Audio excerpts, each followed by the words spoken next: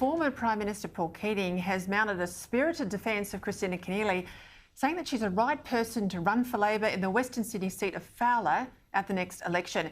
Keating's intervention follows a firestorm of criticism from within Labor ranks over the decision to parachute the Northern Beaches Keneally into the seat at the expense of a local lawyer and community leader, Lee. Troy Bramston has written brilliantly about all of this in the Australian newspaper today. He joins me now from Sydney. Well, Troy, you're a long-standing Labor man. You've criticised Keneally as a brazen carpetbagger, dubbed her candidacy a slap in the face to the Fowler community.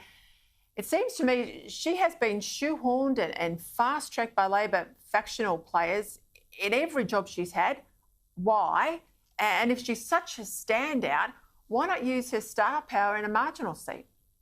I think they're perfectly valid questions, Peter. Kristina Keneally led Labor to its worst ever defeat in New South Wales in 2011, as we know. Now, she represented an eastern suburbs seat of Heffron, which she won that pre-selection in 2002 with head office intervention. She then ran for the seat of Bennelong in the northern suburbs of Sydney in 2017, didn't win that. She then filled a casual vacancy in the Senate in 2018, was not elected to that position, but got there because of party power brokers supporting her. When she arrived in Parliament, Peter, she couldn't win a ballot in her own New South Wales right faction to be a shadow minister, and she couldn't win a ballot to be the party's Senate deputy leader in the national right faction. So again, she had to rely on supporters and patrons, and this has been her entire career. Now she doesn't have the support to remain in the Senate in the number one position, so she's moving now to the western suburbs. So we've gone from the eastern suburbs to the northern suburbs to the western suburbs, another parachute, another imposition on the voters of New South Wales and trampling on democratic processes, Peter. So there is widespread anger and dismay throughout all sections of the Labor Party as to why Kristina Keneally continues to get this preferment, this support, this patronage, when she clearly doesn't deserve it. Well, at the next election, she could be the new Home Affairs Minister in Australia. She could be the person in charge of border protection. I think Australians want to know, why is she such a protected species? Well, they're good questions. I would put them to Bill Shorten and I'd put them to Anthony Albanese, because I've been inundated all day, Peter, since writing this column from Labor figures, trade union leaders, past and present, backbenchers, shadow ministers, former party leaders. People just cannot understand it. There's never been anybody, I think, in the history of the Australian Labor Party, Peter, who's had a better rails run than Kristina Keneally. I mean, she's had the rose petals thrown at her feet time and time again, yet she's never won anything. She's never won an internal party ballot. She's never won a rank-and-file pre-selection. She would not win a rank-and-file pre-selection, that is the party members voting, in the Western Sydney seat of Fowler. And instead, there's a great local candidate there, Lee, who is a champion of the Vietnamese community, a young lawyer, the daughter of Vietnamese refugees. She would be an adornment to the Labor Party, a terrific candidate, yet she's been elbowed aside by Kristina Keneally, who again has gone seat shopping in another part of Sydney, and people are angry and they're dismayed. And Peter, I think this is going to do significant brand damage to the Labor Party across Sydney, if not across Australia, because the Labor Party is just sending a message that it can take multicultural communities for granted. The safest Labor seats they hold, they don't care about those communities. They just care about the factional stitch-up and the quick deal. Are people worried about things that she might have come across in her time as Premier in the Tripodi years and all of that? Is that part of the worry? I mean, why does Anthony Albanese, want to remind people about those years?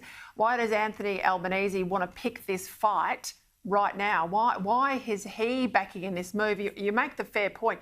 If she can't win a ballot with her own membership up against a backbencher, as able as Deb O'Neill is, why shoehorn her into a seat? Because I read Lee's statement on her Facebook page last night. I tell you what, she would be formidable if she got into the Parliament, but she's been elbowed out of the way. Well, that's true, Peter. I think Kristina Keneally has a monumental ego. I mean, nothing can dent it, nothing can prick it.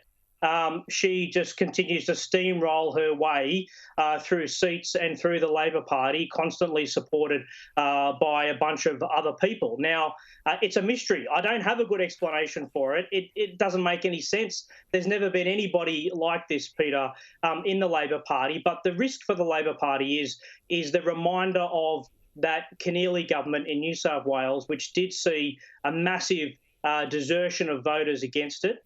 And Kristina Keneally doesn't like to talk about this, doesn't like to be reminded of it, but there are at least 4 MPs or ministers during the time she was Premier who were found by ICAC to be corrupt. Now, no one is suggesting that Kristina Keneally is corrupt, but there was a stink. No, we're not. There was a stink about her government and about the governments before her as well. And that is fact. That is what ICAC found, corruption took place when she was Premier.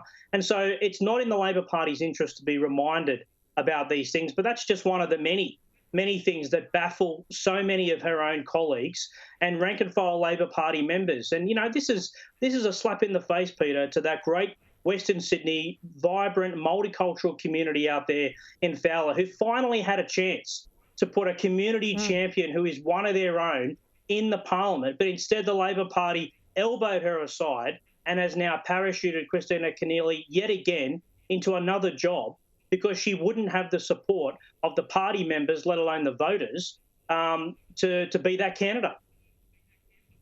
Well, her colleagues, Peta Credlin's picked up on this. We know Anne Arley's had pretty tough comments. So why does Elbow call her a migrant success story? Look, I think that was an unfortunate term of phrase. I mean, the point is about the migrant communities of Western Sydney, and I've lived part of my life in Western Sydney, is that these are disadvantaged communities. Now, there's not many disadvantaged migrants coming from the United States, white, privileged, middle-class people. They're not the kind of migrants that we're talking about here. So I think it was an unfortunate term of phrase. And probably one that won't be repeated and shouldn't be repeated because Kristina Keneally, as a migrant from the United States, is not compared to a daughter of Vietnamese refugees. Just before we go, is there any chance it won't go ahead?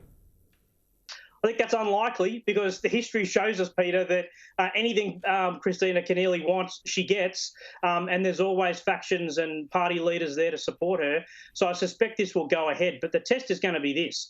Is it if a prominent and popular local independent candidate can nominate for that seat, they will pick up significant community support and possibly with Liberal Party preferences could take that seat away from Labor. But what's concerned people today, Peter, as I've been talking to Labor MPs, is the brand damage outside of Fowler. This is going to damage Labor across Western Sydney and in other parts of the country as well, because as I say again, it shows disdain for multicultural communities and those safe Labor seats that many think the party is taking for granted. And it's time that Labor had representatives in Parliament that reflect their electorates and not simply parachuting in other candidates because the leader personally likes them. It will be fascinating to watch. Troy Bramston, thank you for your analysis. Thanks very much, Peter.